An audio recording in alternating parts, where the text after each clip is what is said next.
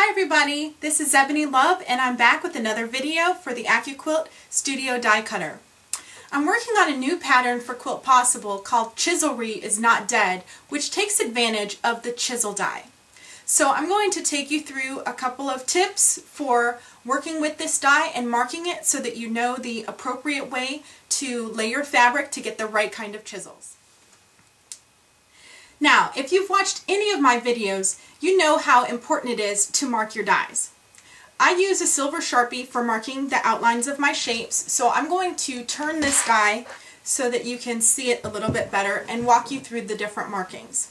First of all, I use the silver Sharpie to outline the shapes of the chisels themselves.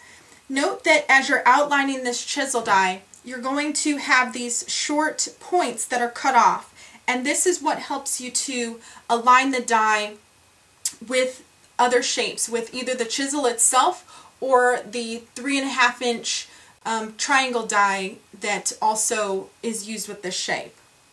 The next thing that I do is I mark parallel lines for these dies 1/4 inch away from the straight edge.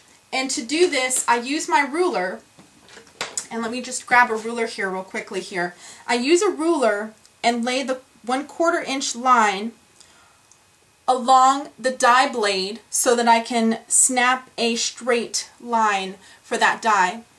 I also do the same thing across the top of the chisel shape, and if you use a wider ruler, I used an 8.5 inch wide ruler to mark this, you can actually align it with the straight edge instead of trying to mark the straight edge along the top. You can still do it along the top, I just prefer to have longer lines to mark. Once you've done that, that tells you not only how to align the grain on the die, but it also tells you how wide of a piece of fabric you would need to cut this shape. And what I do with a lot of my dies these days is I actually mark directly on the foam, and you can hopefully see that in the upper hand corner here. I mark on the foam itself. So let me see if I can show that to you. I mark on the foam itself the width and length of the fabric that will fit over the die. So in this case, the chisel die requires a piece of fabric that is 7.5 inches wide, so that's how tall the chisel is by allowing that extra 1/2 inch for scrap, and a piece that's 14.5 inches long, and that's what's going to cover the entire piece of or the entire shape without wasting too much fabric. You can, of course, allow extra fabric, just make sure that whatever you do, you have a straight edge aligned. And the reason I chose to mark the straight edges here is because there really isn't a lot of room at the side of the die to mark straight edges, but you could certainly try to do that as well. Now, this chisel shape is a non-symmetrical shape, and what that means for you is that it does make a difference whether the right side of your fabric is up or whether the wrong side of the fabric is up. So as you are making patterns, it's really important for you to pay attention to what the pattern says about right-handed and left-handed chisels.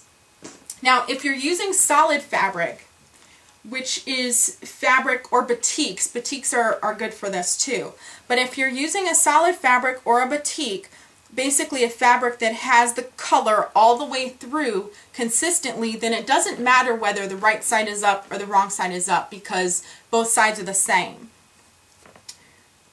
But what you'll notice here is when I cut these out and they come off of the die, they're actually mirror images of each other.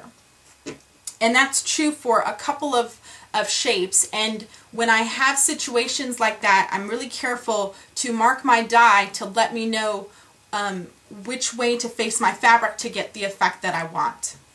So I wanted to show you this with a particular piece of fabric here that isn't colored through and through, and hopefully you can see this difference on the video. But the one that I'm pointing on now is the fabric that has the right side up, and this one that I'm pointing at here has the fabric with the right side down. And what that does for me is it tells me which one is going to give me a right-handed shape and a left-handed shape. So when I use my fabric right side up, I'm going to get a chisel that faces left. So the tallest point is facing toward the left. And that'll be your left as the die is facing you. So I'm pointing to my right, but this is actually the left, which you'll see when the die is facing you. When the wrong side is up, then I get a right-handed chisel shape, which I will kind of flip over here. And that is with the point facing to the right. So what I've done is I've actually marked that on the die itself. So I drew a little freehand chisel shape, and with the left side of the chisel point being the pointiest, I wrote right side up, or I abbreviated right side up, left facing chisel, right side up is a left facing chisel, and wrong side up is a right facing chisel. So that's written on the die so that every time I pull this die out, I'm not wasting fabric trying to figure out which one is which. Awesome! I hope those tips were useful for you in using the Studio Chisel die. Look for my new pattern, Chiselry is Not Dead, on quiltpossible.com when it's released. Stay tuned!